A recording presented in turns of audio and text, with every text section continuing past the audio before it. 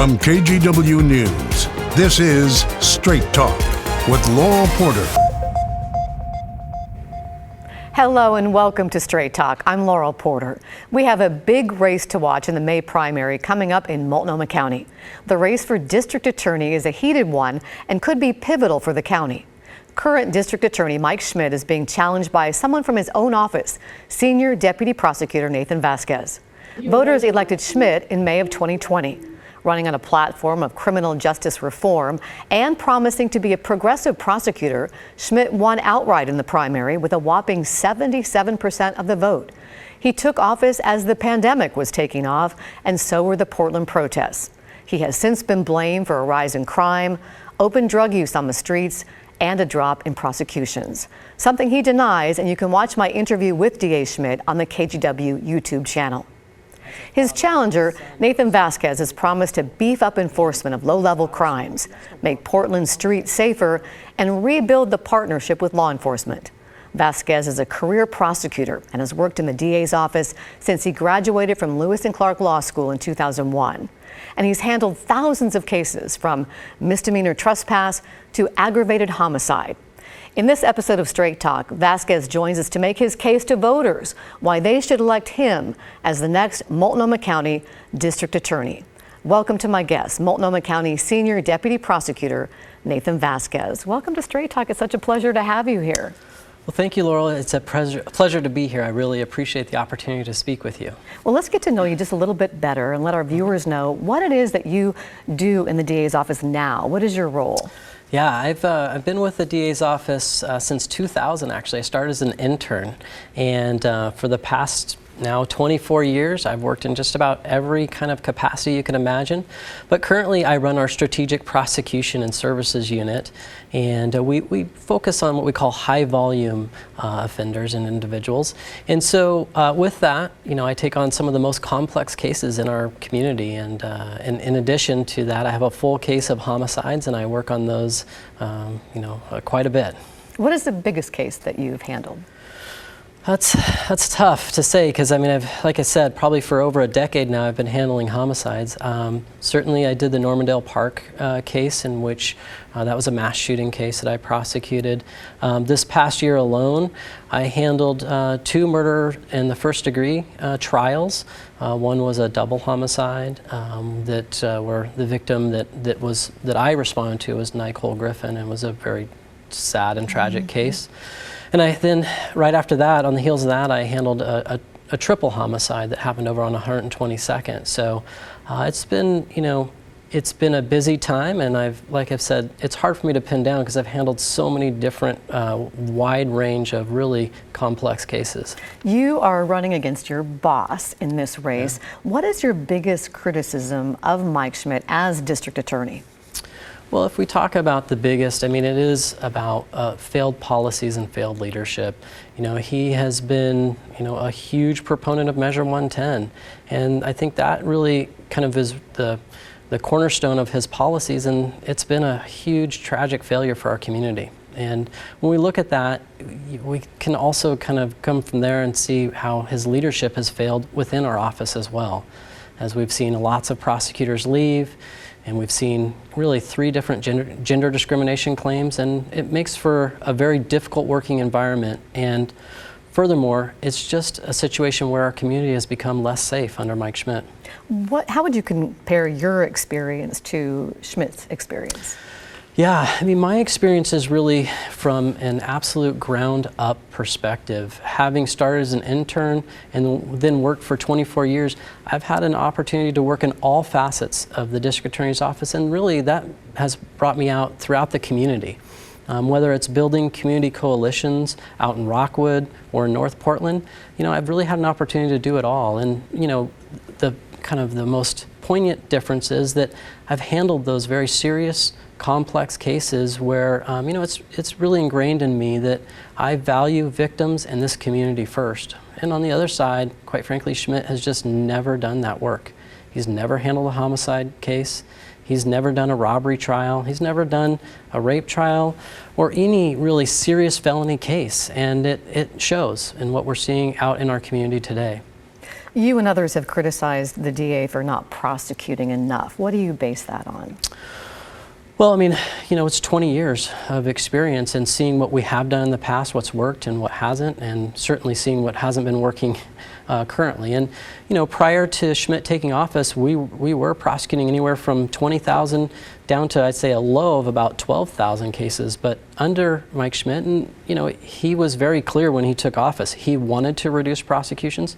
His budgets he presented to the county commissioners specifically called for a reduction of felony property crimes. And so now we, under Mike Schmidt, have seen us prosecuting as few as maybe 6,000 cases. And, it's not, I think, the experience that our community is having on an everyday basis. As we go out and talk to folks, they don't feel safe. And certainly they don't feel 50% safer under Mike Schmidt. I asked him when he was on the show in September about that criticism that he doesn't prosecute enough.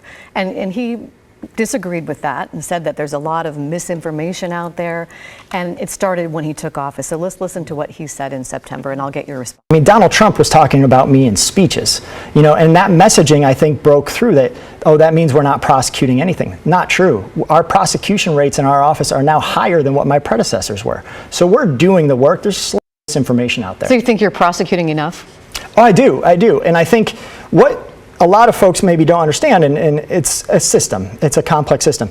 I can only prosecute cases where police officers make an arrest and have evidence. So we get those cases from them. They're kind of the pitchers, we're the catchers. We take those cases, and what I track is the percentage of the cases they're sending us. What percentage are we prosecuting? And that number has been going up consistently since I started, and now we're at a higher point than when my predecessor held this office. So Nathan, do you disagree with that? Is there some truth to what he's saying? I do disagree with that. I think when we look for a leader, particularly in the district attorney's office, we certainly want to look at what the results are. And if you really listen to what he says, he tries to key in and really mislead by saying it's the rate. And it's not what really matters to the everyday victim, to the everyday community member, their experience, which is it's the amount of crime and it's the amount of cases. And quite frankly, under Mike Schmidt, it has drastically dropped. It's for a variety of reasons, but that falls back on him very clearly. Well, let's talk about the crime rate. Over the last few years, we have seen a record number of homicides, but Portland saw a drop in homicides and shootings in 2023 from 73 in 2023. That was down from 95 in 2022. And stats show overall crime in general is down, prompting Mayor Wheeler to say we're trending in the right direction. Are you encouraged by that? Should we be hopeful? I think there are some issues with some of those stats, and I really want to point us back to where we are right at this moment in time and what the community is feeling, and are they feeling safe? When we talk about that one stat, homicide rates, I want to point out that here we sit in March of 2024, and since January we've had 16 homicides. And during my career we had years where an entire year we only had 16 homicides. And under Mike Schmidt, we've had record years, year after year, and this is not normal, and it's not okay. It's not a situation where we should be happy that we only had 85 homicides. When you look at this year alone, where we are the leading city on the entire West Coast for homicides. That includes San Diego, Seattle, San Francisco. You can take all three of those cities combined, and they do not have as many homicides as Portland, Oregon. And that's a sad statement. So what would you do if you were DA to bring down that number? Well, first and foremost, it starts with basic accountability. Yes, I'm a firm believer in compassion, but we have to bring back accountability. And then you have to work from top to bottom, and that means working with our communities, being out in the community, whether it's through organizations like the Community Peace Collaborative, all the way up with the U.S. Attorney's Office to actually lean in and confront gun violence and have the experience and the leadership to really start to break those cycles of violence that we're seeing in our community right now. You mentioned earlier Measure 110. It is a really hot topic, a controversial one. So let's dig into that a little bit. That is the voter-approved measure that decriminalized possession of small amounts of hard drugs, including fentanyl. And it's something that the legislature took up because people are so upset about it. And the House and Senate, Oregon House and Senate, passed a compromise measure, House Bill 4002. We're taping this Thursday afternoon, and as of now, I haven't heard an announcement that the governor has signed that bill yet, so we're waiting on that. But let's talk a little bit about what's in that compromise bill, and then I'll get your reaction to it. It would make simple drug possession something new, called an unclassified misdemeanor. Someone convicted of the crime would initially get probation, up to 18 months instead of serving jail time. If they violate probation, they could get 30 days in jail.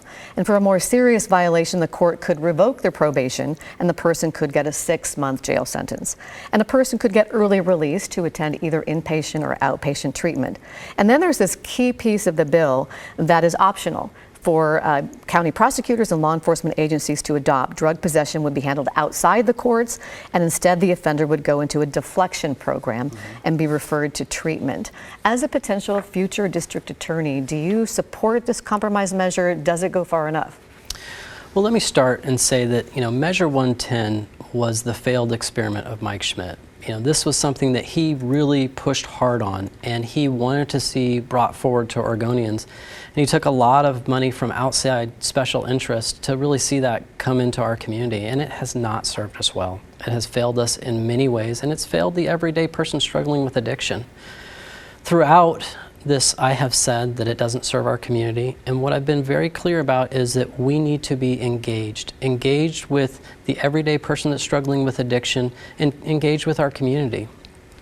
What I put forward was a 6-point plan that people can go to my website and read, and a lot of what's in my plan, thankfully, the legislature did incorporate, and I do support that.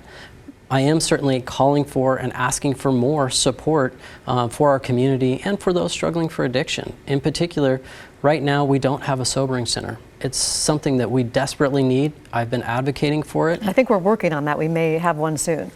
But it's been years, and it's something that this community has desperately needed, and it's a tool that is important for, again, that person that's struggling for addiction, and it's a tool for law enforcement, because I want to see individuals that are struggling get the help they need. Would you adopt this deflection program? Absolutely.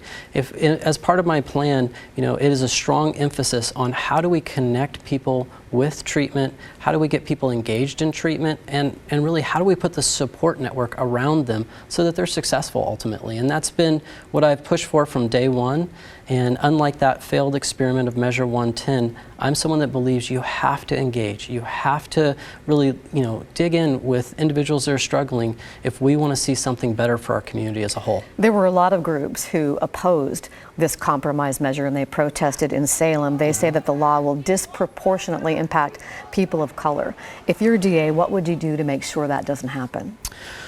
Well, one of the great things about having over 2 decades of experience is that I've had the opportunity to build up what we call the Strategic Prosecution and Services Unit. It's something where we use data to carefully monitor things like this. And as the elected DA, of course I'm going to be looking at how do we approach this in a way that is not going to disproportionately impact communities of color, and also look at, are we doing what's in the best interest of those individuals that are struggling and the community? Because we really have to find a way to end open air drug use, but also help individuals that are struggling with addiction. Let's talk about some of your endorsement. 6 local law enforcement and firefighters unions have endorsed you, including the powerful union, the Portland Police Association, which at one point you had called a hot potato because of the skepticism that some viewers have and some citizens of the union and law enforcement. How do you feel about that endorsement now, and what do you want our viewers to know about your relationship with law enforcement and the union? Yeah, I am very proud of those endorsements, and it's actually more than that now. There's been other law enforcement agencies and first responders that have endorsed me, including, of course, Portland Fire and Gresham Fire as well. And what I want to say is that I absolutely recognize that there are groups and individuals within our community that do have a distrust of the police. And what I believe that a good leader should do is create a partnership and create a bridge between those individuals.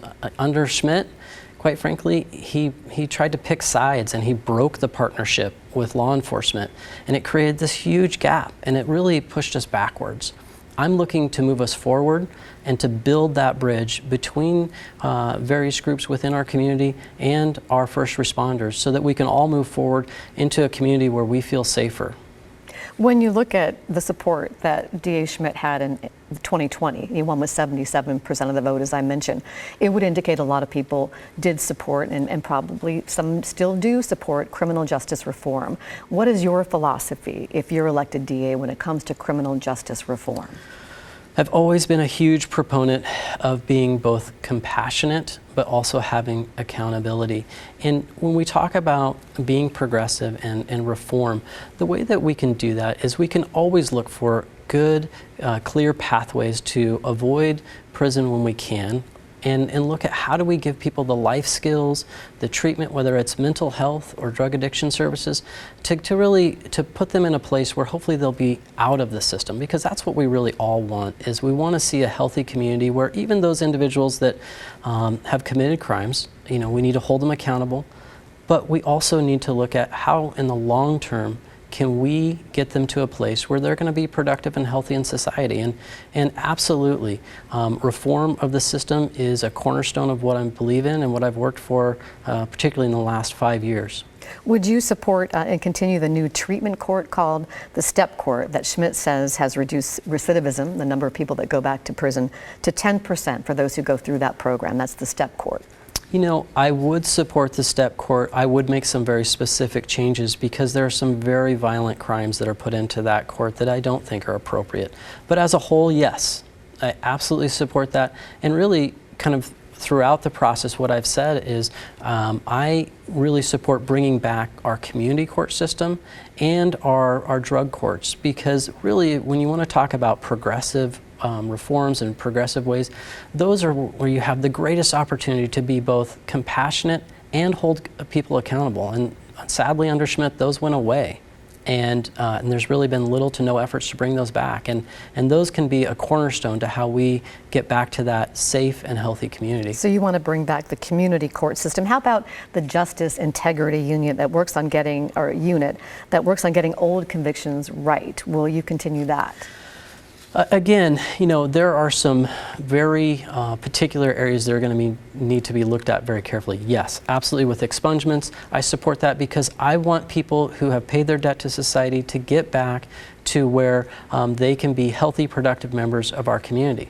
However, I can tell you that there were some issues with the commutations that Schmidt pushed forward in 2023 that came out of the JIU that were deeply troubling and concerning, where I don't believe that victims' families were respected and valued in the way that they should be. And we saw some really shocking results where people that were convicted of very heinous aggravated murder crimes, Schmidt supported really seeing them released. Nathan, it's time for us to take a break. When we come back, more with candidate for Multnomah County District Attorney Nathan Vasquez and his vision for Portland and Multnomah County and how we get there. We'll be back in 2 minutes.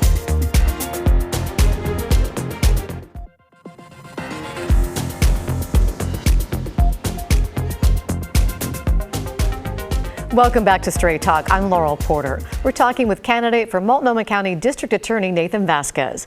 He is the only candidate running against current DA Mike Schmidt, who was elected in 2020. Since there are only 2 candidates, it's likely one of them will win outright in the May primary coming up Tuesday, May 21st. And a reminder, DA Schmidt was my guest here on Straight Talk last September. If you'd like to hear what he has to say, check out our conversation on the KGW YouTube channel. Welcome once again to my guest, Schmidt's opponent, Multnomah County Senior Deputy Prosecutor Nathan Vasquez. Once again, nice to have you here. Yes, thank you so much. I really appreciate the opportunity. Well, a really important topic is cash bail.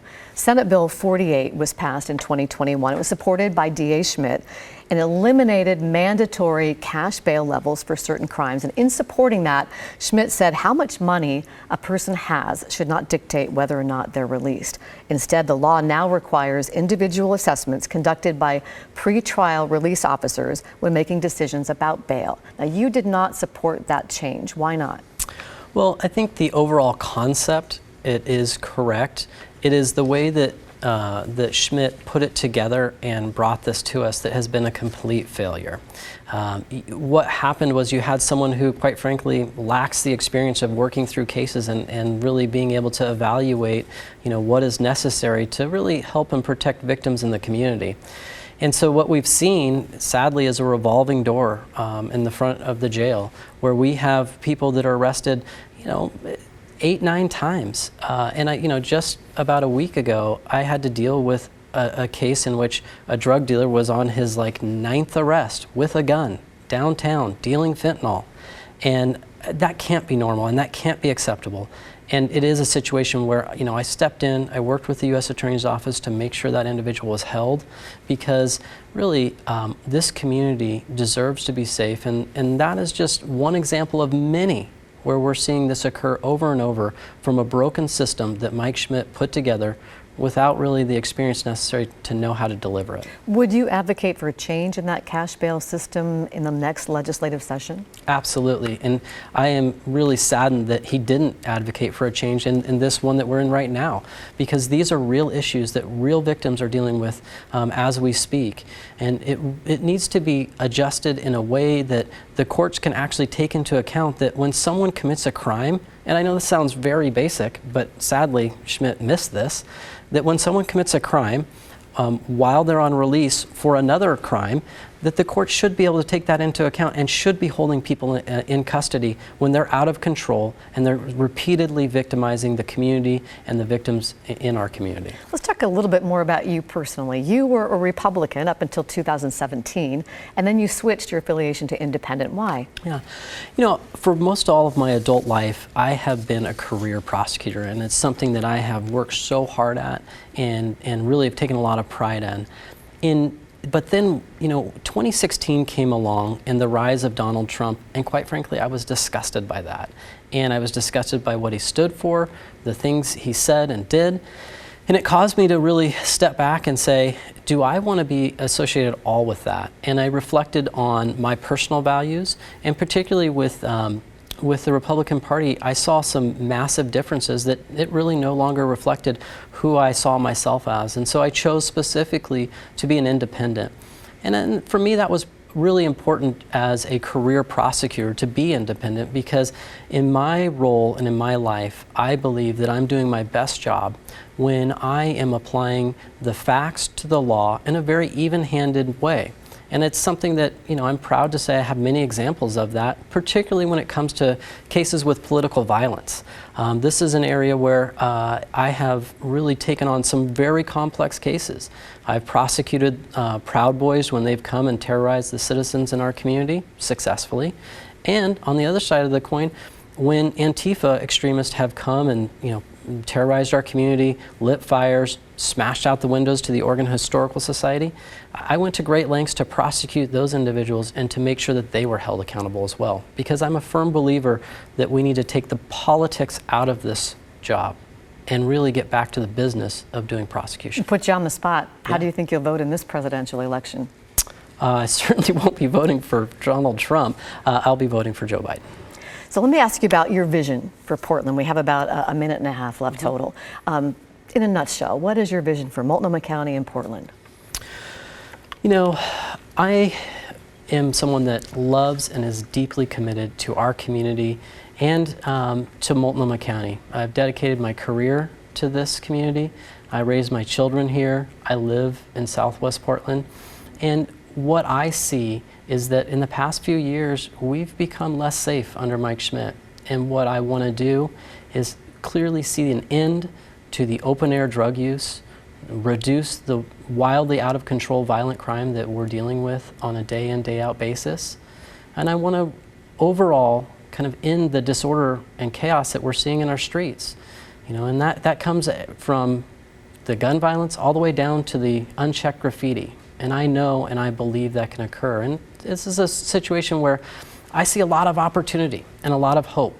And I know that if we select a leader with the experience and the knowledge to get this done, I really believe that we can move to a better place, a safe community where our families feel safe to go to parks, to come downtown, to explore all the vibrant neighborhoods of our wonderful community. And I know that we can get there. We just need the right leaders. Nathan Vasquez, thank you so much for joining us here on Straight Talk. We really appreciate it. Great, thank you. And we want to let you know that KGW is hosting a debate between Mr. Vasquez and the current DA, Mike Schmidt. That's coming up on Thursday, May 2nd at 6:30 p.m. We hope you'll join us then. Thank you for watching Straight Talk. Remember, you can get us as a podcast wherever you get your podcasts. I'll see you next week for Straight Talk.